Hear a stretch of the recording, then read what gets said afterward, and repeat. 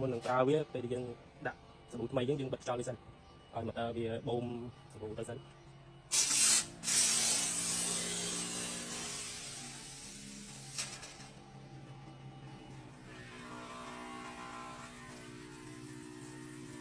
ចឹងដល់ពេលដែលវាបាញ់ទឹកចេញមកស្មើគ្នាទេយើងអាចបាត់ចោលបាញ់វាបាន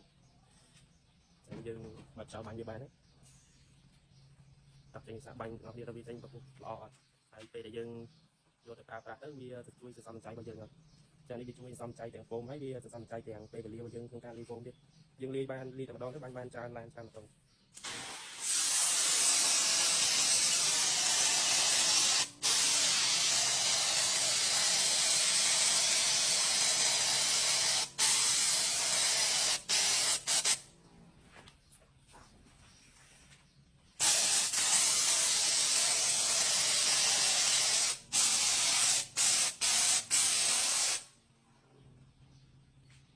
ចឹងអានេះយើងរៀបទៅពីការប្រើប្រាស់យើងបាញ់អត់មាន